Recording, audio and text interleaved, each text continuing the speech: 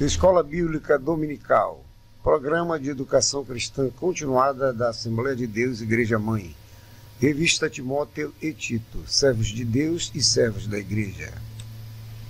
Lição número 12, Tito 1, Organização da Igreja e Ensino da Verdade. Texto áureo.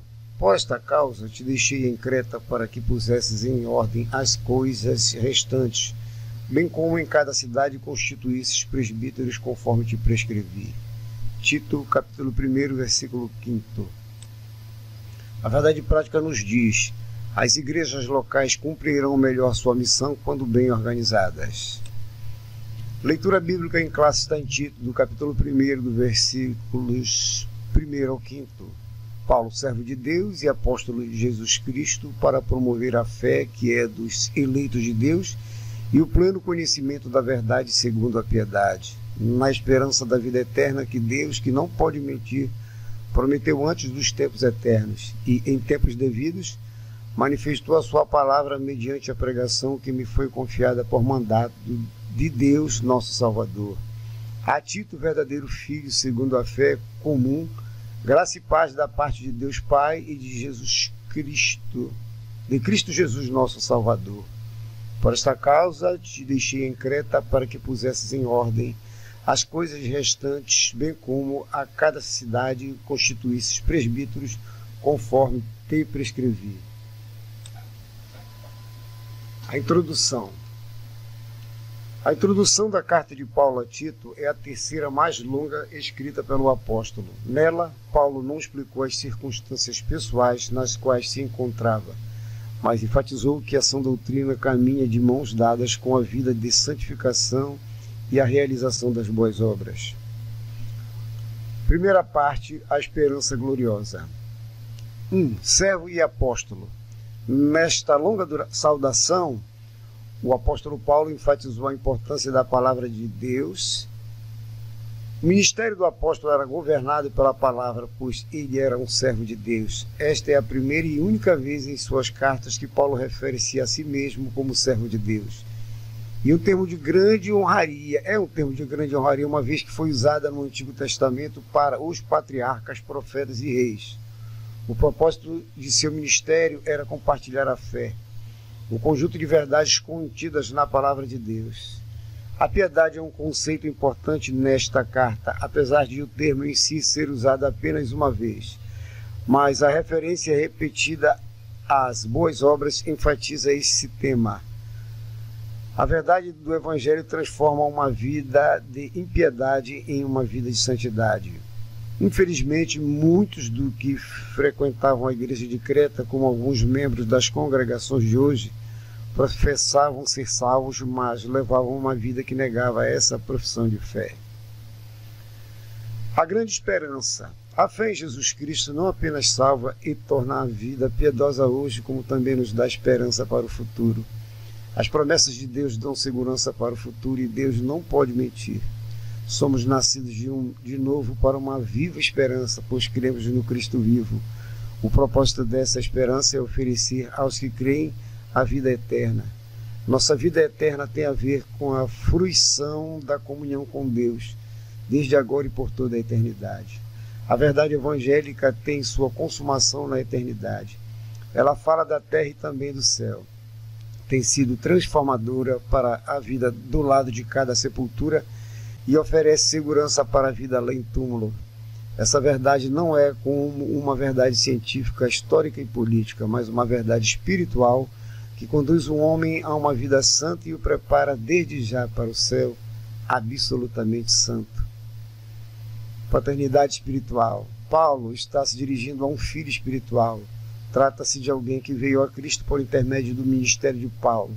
Tito era comprometido com o mesmo evangelho que Paulo pregava. Paulo era um judeu e Tito um gentil. Os dois, porém, abraçaram a mesma fé. A fé comum é a fé que une todos os cristãos. Cristãos de diferentes denominações podem ter características distintas, mas todos os que possuem a mesma fé salvadora compartilham a mesma salvação. Paulo roga a Deus a bênção da graça e da paz para Tito. A graça é a fonte e a paz é o fluxo que corre dessa fonte. A graça é a raiz e a paz é o fruto. Produzir frutos exige suportar cruzes. Não há dois Cristos, um acomodado para os cristãos acomodados e um que luta e sofre para os cristãos superiores. Há um só Cristo, Hudson Taylor. Segunda parte, uma missão difícil. 1. O propósito do envio. Paulo deixou Tito em Creta para colocar em ordem as coisas restantes nas igrejas e constituir nessas igrejas presbíteros. Tito deveria colocar a igreja em linha reta, colocar em ordem. O texto da carta indica que havia faltas na vida individual e conjunta das igrejas de Creta. Havia falta de liderança espiritual, falsos mestres e conduta imoral entre os membros da família de Deus. A ilha de Creta era uma região altamente marcada pela devassidão moral e pela disseminação de muitas heresias. As igrejas ainda incipientes corriam sérios riscos de ser atacadas por esses dois perigos mortais. Somente sob uma liderança bíblica e moralmente sadia, a igreja poderia resistir a esse cerco ameaçador. Constituir bons líderes. A liderança da igreja deve ser constituída conforme prescrição bíblica. Paulo dá orientações claras e absolutamente precisas acerca dos atributos que um presbítero deve ter. As características mencionadas pelo apóstolo têm mais a ver com sua vida do que com seu desempenho na igreja. A vida do líder é a vida da sua liderança. A vida precede o ministério, é a sua base. O fato de esses critérios se aplicarem aos cristãos na ilha de Creta, bem como aqueles da cidade de Éfeso, como estudamos nas epístolas a Timóteo, comprova que o padrão de Deus para os líderes não varia. Tanto as igrejas das cidades grandes como Éfeso, quanto aquelas das cidades pequenas como Creta, precisam de pessoas piedosas nos cargos de liderança. Silenciar os hereges. Depois de falar dos atributos dos verdadeiros mestres, Paulo passou a descrever as características dos falsos. Havia muitos falsos mestres, especialmente os da circuncisão, ou seja, os judaizantes. Paulo mencionou duas facetas desses falsos mestres. A primeira delas é que eles eram insubordinados, ou seja, rebeldes. Eles também eram enganadores, a vida deles era errada e a doutrina deles era falsa. Saíam de casa em casa espalhando veneno letal de sua falsa doutrina, pervertendo famílias inteiras. Estavam interessados não na vida espiritual das pessoas, mas no dinheiro delas. A ordem de Paulo é que esses falsos mestres precisavam ser silenciados. Um bom líder deve estar alerta para não permitir, mediante seu silêncio, que as doutrinas enganosas e prejudiciais avancem gradualmente, nem que os homens perversos tenham oportunidade de propagá-las. Terceira parte, rigor e disciplina. 1. Péssimo testemunho. Paulo ainda afirmou que os falsos mestres eram mentirosos. Não apenas estavam desprovidos da verdade, mas eram embaixadores ativos da mentira. Como o diabo é o pai da mentira, esses falsos mestres estavam a serviço do diabo e não a serviço de Deus. Eles eram embaixadores do engano e não da verdade. Eles eram agentes da morte e não promotores da vida. Eles também eram violentos, truculentos em palavras e atitudes, comedores preguiçosos, vivendo para o prazer imediato. Esta é uma advertência séria contra os maus obreiros que sentem verdadeira aversão pelo trabalho, mas são zelosos em comer demais e entregar-se a outras formas de excesso. É preciso haver santidade e sobriedade moral para poder liderar a Igreja de Cristo. Repreensão severa. Paulo acusou os hereges de engano e malignidade ativa. Portanto, somente a reprimenda incisiva e vigorosa poderia devolver o bom senso a alguns deles, conduzindo-os ao arrependimento. Os falsos mestres eram legalistas quanto à teologia. Davam muita importância aos mandamentos, regras e preceitos fabricados por homem, em vez de serem fiéis à palavra de Deus. Por certo, o objetivo de Paulo era convencer esses mestres e torná-los sadios na fé.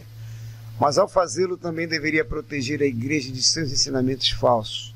A falsa doutrina é como fermento. Infiltra-se sem que ninguém perceba, cresce rapidamente e se espalha por toda parte. O melhor momento de atacar a falsa doutrina é quando ela ainda se encontra no início, antes de ter a chance de se espalhar. Aquilo em que cremos, a verdade da palavra ou mentiras, determina a diferença entre a vida e a morte. Podemos escolher em que desejamos acreditar, mas não podemos mudar as consequências de nossa escolha. 3. A impureza interior e hipocrisia. Além de tudo, os falsos mestres eram corrompidos quanto ao julgamento. Eles davam mais valor à pureza aparente e ritual do que à pureza interior e moral.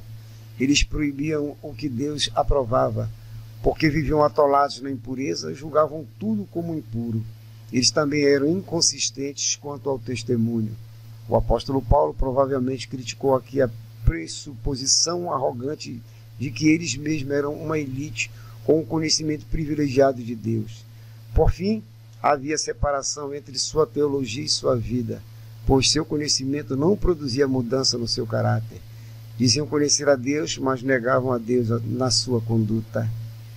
A nossa aplicação pessoal diz: tanto os fundamentos da doutrina quanto a organização interna de uma igreja são qualidades importantíssimas para termos uma congregação sadia e fiel ao Senhor.